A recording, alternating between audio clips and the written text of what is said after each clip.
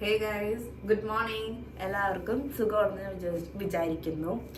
So ഇന്ന് രാവിലെ എനിക്കപ്പോൾ തൊട്ട് എനിക്കൊരു മൂഡില്ല, ഒന്നും ചെയ്യാനൊരു മൂഡില്ല. വളരെ ഡൾ ഡേ ആണ് ഇന്ന് ടുഡേ. എനിക്ക് തോന്നുന്നു പല സ്ത്രീകൾക്കും ഇങ്ങനത്തെ ഒരു അവസ്ഥ എന്തെങ്കിലും ഒരു മാസത്തിലെ ഏതെങ്കിലും ഒരു ദിവസമൊക്കെ ഇങ്ങനെയൊക്കെ അനുഭവപ്പെടാം. ഒന്നാമത്തെ കാര്യം, നമ്മൾ വെരി വെരി സെൻസിറ്റീവാണ് മൂഡിൻ്റെ കാര്യത്തിൽ. പീരീഡ്സ് കാര്യങ്ങളെല്ലാം ഉണ്ട്. അതിനു പുറമെ നമുക്ക് ഉണ്ടാവുന്ന ചില സീരിയസ് ആയിട്ടുള്ള ഒരു സംഭവമാണ് PCOD അല്ലെങ്കിൽ PCOS. സോ ഗൈസ്, ഞാൻ ഇന്നിവിടെ നിങ്ങളോട് പറയാൻ വന്നത് PCOSനെ കുറിച്ചിട്ടാണ്. ബിക്കോസ് എനിക്ക് PCOSൻ്റെ ഒരു ഒരു സംഭവം ഉണ്ട്. PCODനെ കുറിച്ച് ഞാൻ കൂടുതൽ പറയണില്ലെങ്കിലും PCOSനെ കുറിച്ച് ഞാൻ നിങ്ങളോട് പറയാം. അപ്പം ഇന്നത്തെ ഒരു ലൈഫ് സ്റ്റൈൽ വെച്ചിട്ട് പല എൻഗേജ് 30 പോലും അടുക്കാത്ത ആൾക്കാർക്കും PCOSും PCOD ഒക്കെ ഉണ്ടാവാറുണ്ട്. യെസ്, എനിക്കും PCOS ഉണ്ട്. ഞാൻ ഈ ഒരു കഴിഞ്ഞ 2-3 മാസത്തിന് മുമ്പാണ് ഞാൻ അറിഞ്ഞത് എനിക്ക് PCOS ഉണ്ടെന്ന്. അപ്പോൾ ഞാൻ വിചാരിച്ചു PCOS എന്ത് എന്ന് വിചാരിച്ചു. പക്ഷേ മക്കളെ, അതല്ല മക്കളെ. സത്യം പറഞ്ഞ എനിക്ക് വിഷമമായി PCOS ക്യൂറബിൾ അല്ല എന്ന് കേട്ടപ്പോൾ. ദൈവമേ, ക്യൂറബിൾ അല്ലേ? മരുന്ന് കഴിച്ചാൽ മാറുന്ന സംഭവം അല്ലേ PCOS? അപ്പൊ പിന്നെ PCOS എന്താ?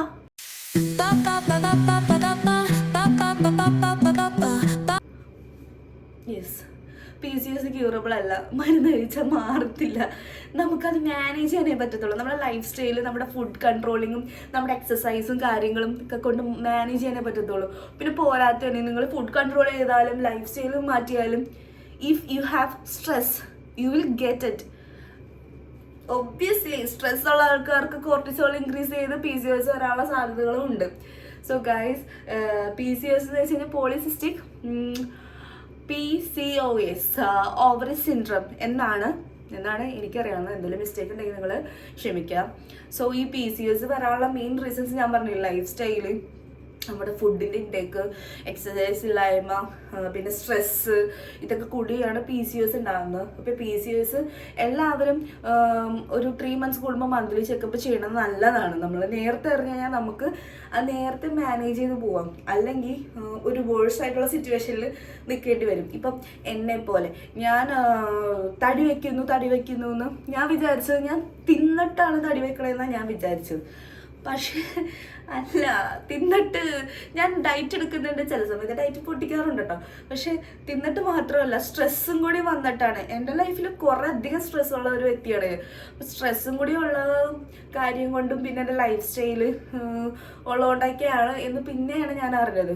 സോ ഞാൻ എന്നും എൻ്റെ തടി കുറയ്ക്കാൻ ഞാൻ പ്ലാൻ ചെയ്തു.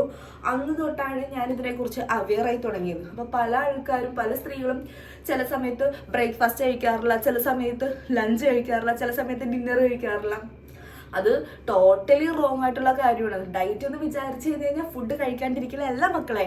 ഡയറ്റ് എന്ന് പറഞ്ഞു കഴിഞ്ഞ് കഴിഞ്ഞാൽ നമുക്ക് ആവശ്യമുള്ള അഡിക്വേറ്റ് കാലറി നമ്മൾ ഇൻടേക്ക് ചെയ്യേണ്ട ചില ഒരു നിശ്ചിതമായിട്ടുള്ള ടൈം പീരീഡ് ഉണ്ട്. ആ ടൈം പീരീഡിൽ നമ്മൾ ഇൻടേക്ക് ചെയ്യണം.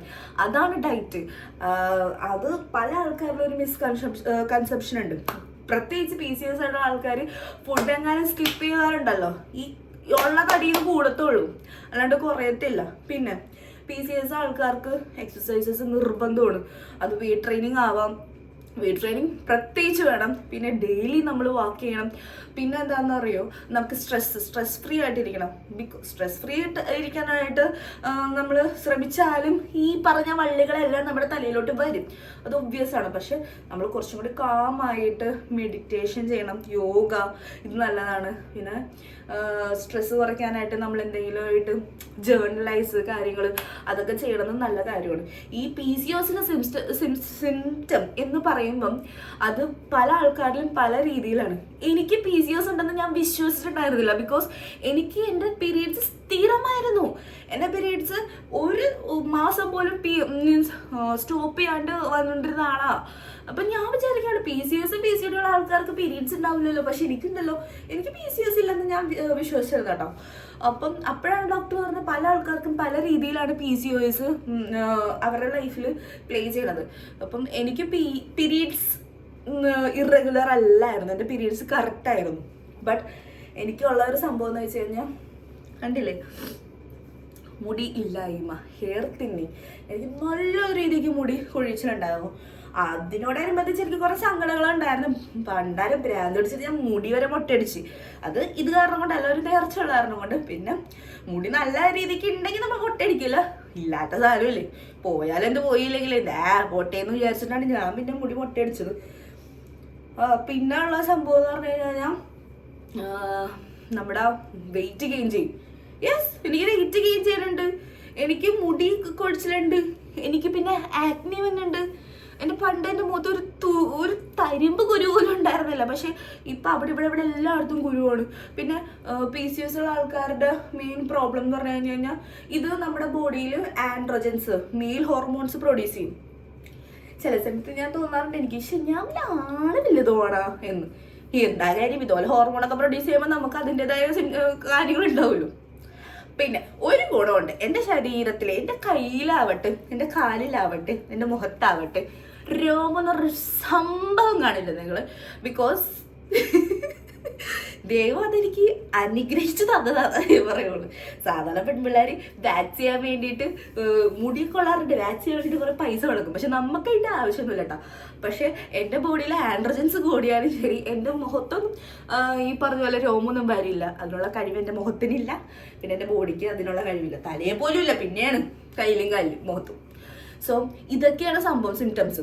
അപ്പം നിങ്ങൾക്ക് ആർക്കെങ്കിലും നല്ല രീതിക്ക് വെയിറ്റ് ഗെയിൻ ചെയ്യുന്നുണ്ടെങ്കിലും നിങ്ങൾക്ക് ഈ പറഞ്ഞ പീരീഡ്സ് ഇറഗുലർ ആണെങ്കിലും, പല സ്ത്രീകളിൽ അത് കാണും, ചില സ്ത്രീകളിൽ കാണില്ല. ഞാൻ ആ ചിലതിൽപ്പെട്ട ഒരാളാണ്. പീരീഡ്സ് ഇറഗുലർ ആണെങ്കിലും പിന്നെ എന്താണ് ഫേഷ്യൽ ഗ്രോത്ത് ഉണ്ടെങ്കിലും അങ്ങനെയൊക്കെ ഉള്ള സംഭവങ്ങൾ ഉണ്ടെങ്കിൽ നിങ്ങൾ ഒന്ന് ചെക്ക് ചെയ്തിട്ട് ഈ PCOS എന്ന് പറഞ്ഞ സംഭവം ശരിയാണ്, ക്യൂറബിൾ അല്ലെങ്കിലും പക്ഷെ നമുക്കത് മാനേജ് ചെയ്യാൻ പറ്റുന്ന ഒരു സംഭവമാണ്. നിങ്ങൾ ആരും വിഷമിക്കണ്ട. പ്രത്യേകിച്ച് ഇത് വരുമ്പോൾ നമുക്ക് മൂഡ് സ്വിങ്സ് വരും, നമുക്ക് ചില സമയത്ത് ദേഷ്യം വരും, സങ്കടം വരും, കരച്ചിൽ വരും, ഒബ്വിയസ് ആണ്. അപ്പം ഇത് ഈ ഉണ്ടാവുന്ന സ്ത്രീകളിൽ മാത്രം നമ്മൾ അവെയർ ആയാൽ പോരാ, അവരുടെ വീട്ടുകാരോ ഹസ്ബൻഡ്സോ ഇത് അവെയർ ആയിരിക്കണം. അവരുടെ ബോഡീനെ ക്യൂർ ചെയ്യാൻ അല്ലെങ്കിൽ മാനേജ് ചെയ്യാൻ അവർ കൊണ്ടുവരുന്ന പോലെ തന്നെ അവരുടെ സറൗണ്ട് ചെയ്തിരിക്കുന്ന ആൾക്കാരും അവരെ ഹെൽപ്പ് ചെയ്താൽ മാത്രമേ ഇത് മാറത്തുള്ളൂ. അല്ലാണ്ട് ഇത് നമുക്ക് കൺട്രോൾ ചെയ്യാൻ പറ്റത്തില്ല. സോ എനിക്ക് ഒറ്റ കാര്യം പറയാനുള്ളൂ, നിങ്ങൾക്ക് മാത്രമല്ല PCOS ഉള്ളത്, വേറെ പല സ്ത്രീകൾക്കുണ്ട്. നിങ്ങൾക്ക് മാത്രമല്ല തടി കൂടുന്നത്, അല്ല വേറെ പല സ്ത്രീകൾക്കുണ്ട്. അപ്പം നിങ്ങൾ വിഷമിക്കേണ്ട ആവശ്യമില്ല. ഇവിടെ ഞങ്ങളൊക്കെ ഉണ്ട്. നമുക്കിത് മാനേജ് ചെയ്യാം. നമുക്ക് ഡയറ്റിലൂടെ മാനേജ് ചെയ്യാം, എക്സസൈസിലൂടെ മാനേജ് ചെയ്യാം. വീട്ടിൽ നിന്ന് പണിയെടുത്താൽ അതൊരു എക്സസൈസ് ആവില്ല കേട്ടോ, ഒരു വർക്കൗട്ട് ആവത്തില്ല. ജിമ്മിലാ അല്ലെങ്കിൽ എന്തെങ്കിലും ഒരു എക്സ്ട്രാ കരിക്കുലർ ബോഡി മൂവ്മെൻ്റ് ഉള്ള ആക്ടിവിറ്റിയിലാണ് വർക്ക് ചെയ്താൽ മാത്രമേ അത് മാറത്തുള്ളൂ. പിന്നെ ഡയറ്റ് 30% വർക്കൗട്ടും 70% ഡയറ്റുമാണ് ഒരു ബോഡിയിൽ നമുക്ക് റിസൾട്ട് ഉണ്ടാക്കണം. അപ്പോൾ ഡയറ്റ് ഇമ്പോർട്ടൻ്റ് ആണ് ബിഗിലെ. PCOS ഉള്ള ആൾക്കാർ പ്രത്യേകിച്ച് ശ്രദ്ധിക്കുക. നിങ്ങളുടെ ബോഡിക്ക് കാർബ്സ് വളരെ കൂടുതലായിട്ട് ആവശ്യമില്ല. നിങ്ങളുടെ ബോഡിക്ക് ആവശ്യമുള്ളത് പ്രോട്ടീനും ഫൈബറുമാണ്. പ്രോട്ടീൻ റിച്ച് ആയിട്ടുള്ള, ഫൈബർ റിച്ച് ആയിട്ടുള്ള ഫുഡ് ഇൻടേക്ക് ചെയ്യാൻ നിങ്ങൾ ശ്രമിക്കുക. ലെസ് ഗ്ലൈക്കമിക് ഇതുള്ള കാർബ്സ് നിങ്ങൾ ഇൻടേക്ക് ചെയ്യുക, if in case you have to. അപ്പം കാർബ്സ് കുറച്ച് പ്രോട്ടീനും ഫൈബറും കൂട്ടിയിട്ടുള്ള ഡയറ്റാണ് നിങ്ങൾ സെലക്ട് ചെയ്യേണ്ടത്. അതിൽ കൂടെയാണ് നമുക്ക് ക്യൂർ ചെയ്യാൻ പറ്റത്തുള്ളൂ. സോ PCOS ഉള്ള സ്ത്രീകൾ ആരും വിഷമിക്കണ്ട. നമുക്ക് ഇത് മാനേജ് ചെയ്തുകൊണ്ട് പോവാം. നമുക്കിത് കൺട്രോൾ ചെയ്യാവുന്നൊരു സംഭവമാണ്. ഇൻസുലിൻ റെസിസ്റ്റൻ്റ് ആണ് ഇതിൻ്റെ മെയിൻ റീസൺ. അത് നമ്മൾ കൺട്രോൾ ചെയ്താൽ തന്നെ പകുതിയും കാര്യങ്ങൾ അവിടെ തീരുന്നതായിരിക്കും. സോ PCOS ആണ് എന്നും പറഞ്ഞ് ദുഃഖിച്ച് ചില സമയത്ത് എന്നെപ്പോലെ ഈ ഡയറ്റൊക്കെ പൊട്ടിച്ച് ഷുഗറൊക്കെ കഴിച്ച് വെറുതെ ഉള്ളതും കൂടി നശിപ്പിച്ച് കളയാണ്ടിരിക്കട്ട, അത്രേ എനിക്ക് പറയാനുള്ളൂ. പിന്നെ ചിന്തിക്കുക, നമ്മുടെ ബോഡിയാണ്. നമ്മൾ എന്തെങ്കിലും ഒരു കുരുത്തക്കേട് നമ്മുടെ ഡയറ്റിനാ, നമ്മുടെ കാര്യത്തിനാ ചെയ്ത, അല്ലെങ്കിൽ നമ്മളിപ്പം അപ്സെറ്റ് ആയിട്ട് നമ്മൾ വർക്കൗട്ട് ചെയ്യാണ്ട് നമ്മളിരുന്ന നമുക്കേ അതിനുള്ള ആപത്തുണ്ടാവുള്ളൂ. നമ്മൾ ദേഷ്യപ്പെട്ടിട്ട് ചെയ്യാണ്ടിരിക്കുന്നത് വേറെ ആൾക്ക് വേണ്ടിയിട്ടാണല്ലോ. ആ ആൾക്കൊന്നും പോകാനില്ല, നമുക്കേ പോകാനുള്ളൂ. അപ്പം നമ്മുടെ ബോഡിയാണ്, നമ്മുടെ ഫ്യൂച്ചറാണ്. ഇനി വരും കാലങ്ങളിൽ നമുക്ക് കൂടുതൽ അസുഖങ്ങൾ വരാണ്ടിരിക്കാൻ നമ്മൾ നമ്മുടെ ലൈഫ് സ്റ്റൈൽ മാറ്റിയേ പറ്റത്തുള്ളൂ. അത് നിർബന്ധമായിട്ടുള്ള ഒരു കാര്യമാണ്. ഫുഡ് കൺട്രോൾ ചെയ്യുക, എക്സസൈസ് സ്റ്റാർട്ട് ചെയ്യുക. നമ്മുടെ ഫാമിലിക്ക്, നമ്മുടെ കുടുംബത്തിന് കൊടുക്കുന്ന ഒരു ടൈം ഉണ്ടല്ലോ, ആ ടൈമിൽ നിന്ന് നമുക്ക് ടൈമില്ലെന്ന് പറയണ്ട, ആ ടൈമിൽ നിന്ന് കുറച്ചൊരു ടൈം മതി നമ്മുടെ ശരീരത്തിന് വേണ്ടി. നമ്മളുണ്ടെങ്കിലേ നമുക്ക് നമ്മുടെ ഫാമിലി നോക്കാൻ പറ്റത്തുള്ളൂ. അതൊന്നും ഒരു കാര്യം, അത് നിങ്ങളെല്ലാവരും ശ്രദ്ധിക്കേണ്ട കാര്യമാണ്. അപ്പം അത്രയൊക്കെ ഉള്ളു എനിക്ക് പറയാൻ. എന്താ പറയാ, PCOS അത് നമുക്ക് ക്യൂർ ചെയ്യാന്നുള്ളൂ, അത് നമ്മൾ ക്യൂർ ചെയ്യുകയും ചെയ്യും. സോ നിങ്ങളാരും പേടിക്കണ്ട, ഞാനുണ്ട് ഈ ടീമിൽ, വന്നോളൂ, നമുക്ക് ഒരുമിച്ച് PCOSനെ മാനേജ് ചെയ്യാം. അപ്പൊ ഗൈസ്, ഇന്നത്തേക്ക് ഇത്രേ ഉള്ളൂ. എന്തായാലും എന്ത് വീഡിയോ എന്ന് ചിന്തിച്ചിട്ടുണ്ടെടുത്തപ്പം എനിക്ക് സത്യം പറഞ്ഞു കഴിഞ്ഞാൽ ഇന്ന് ഒരു മൂടുണ്ടായിരുന്നു കേട്ടോ. ഇപ്പൊ മൂട് മാറി, ഇപ്പൊ ഹാപ്പി.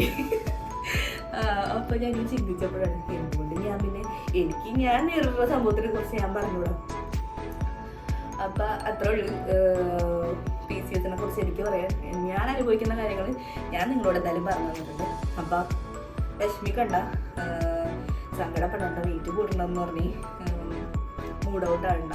ശരിയാണ്, ഞാനും കുറെ കരയാറുണ്ട്. ഒന്നും ചെയ്തിട്ട് ശരിയാണ്, ഡയറ്റ് ചെയ്യുമ്പോൾ കുറയും, ഡയറ്റ് ചെയ്യുമ്പോൾ അതേപോലെ തന്നെ പോവും.